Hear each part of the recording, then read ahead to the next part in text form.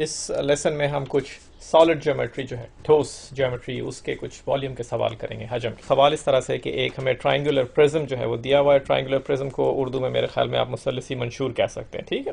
तो इसके जो है ये दो साइड्स जो हैं इसकी वो ट्राइंगल जैसी हैं, और बाकी जो तीन साइड्स हैं वो रेक्टेंगल या मुस्ततील जैसी हैं। ऐसी बहुत सारी और आप जो है शक्लें देख सकते हैं, मसलन एराम शक्ल, पिरामिड जो है, एक आपके पास ट्राइंगुलर पिरामिड जो है वो एक और एग्जांपल है सॉलिड ज्योमेट्री की मुख्तलिफ जो शेप्स हैं उनकी।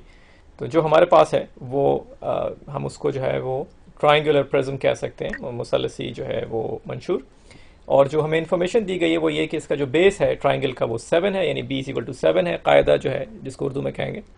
और हाइट जो है इसकी, ऊंचाई जो है ट्राइंगल की वो 3 है, और लेंथ जो है या जिसको आप डेप्थ कह सकते हैं पीछे की तरफ वो 4 है, ठीक है। और पूछा गया है कि what is the total volume of the prism, यानी पूरा इसका जो है हजम उर्दू में जिसे कहते हैं वो क्या है। तो ये b जो है वो 7 है, ये वाली लेंथ। हाइट जो है h, उसको हम 3 जो है वो हमें बताई गई है। और जो लेंथ है या जिसको आप डेप्थ कह लें या गहराई कह लें इस प्रिज्म की, जिसे उर्दू में मंशूर कहते हैं, वो है 4, ठीक है। और कोई ना कोई यूनिट होगा मेजरमेंट, यानी लंबाई का, लेंथ का, सेंटीमीटर्स या मीटर्स या कोई चीज़। अच्छा, अब इसका जो वॉल्यूम है वो कैसा, वॉल्यूम जो है वो ये जो सरफेस है इसकी ट्राइंगल वाली, उसका एरिया, जिसे उर्दू में रकबा कहते हैं, टाइम्स जो इसकी लेंथ है, उससे हम इसका वॉल्यूम जो है वो निकाल सकते हैं, ठीक है। तो सबसे पहले हम ये देखते हैं कि ये जो हम शेड कर रहे हैं ये ट्राइंगल, इसका जो है एरिया या रकबा क्या है। हमें पता है कि ये half times height times base है, तो हाफ टाइम्स 7 जो है वो हमने इस तरह से इसका एरिया मालूम कर लिया। ये सिर्फ इस एरिया है इस ट्राइंगल का, इस मुसल्लस का, ये जो सरफेस है इस तरफ, और टाइम्स जो लेंथ है पीछे, गहराई जो है वो, अब अगर हम इसमें और मज़ीद इजाफा कर दें तो ये हमें वॉल्यूम मिल जाएगा। इसको हम सिंप्लीफाई कर देते हैं।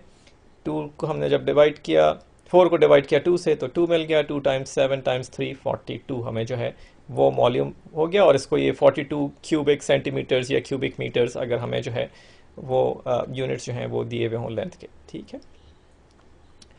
और यहाँ पर हमें एक क्यूब जो है जिसे उर्दू में मुकअब कहते हैं वो दिया हुआ है, और कहा हमें ये बताया गया है कि हर साइड जो है उसकी लेंथ इक्वल है और वो है बराबर 3 के, और वो 3 हो सकता है कोई सेंटीमीटर्स या मीटर्स, कोई यूनिट्स जो हैं वो इस्तेमाल आप करना चाहें तो करें, ठीक है। तो ये साइड x जो है ये भी 3 है, ये नीचे जो बेस है ये भी 3 है, और जो पीछे की तरफ जो लेंथ या डेप्थ आप उसे कह लें वो भी 3 है, ठीक है।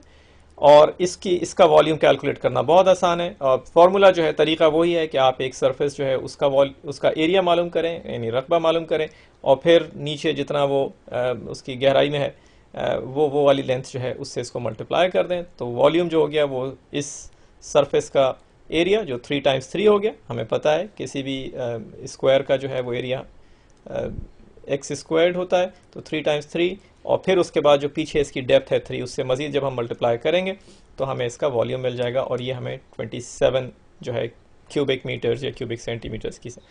और 3 टाइम्स 3 टाइम्स 3 जो है उसको हम 3 टू द पावर 3 की शक्ल में भी लिख सकते हैं, और जिसको हमने अक्सर आपने सुना होगा कि जब आपकी पावर 3 होती है तो आप इसको क्यूब करके कहते हैं कि आपने इस वेरिएबल को क्यूब कर दिया।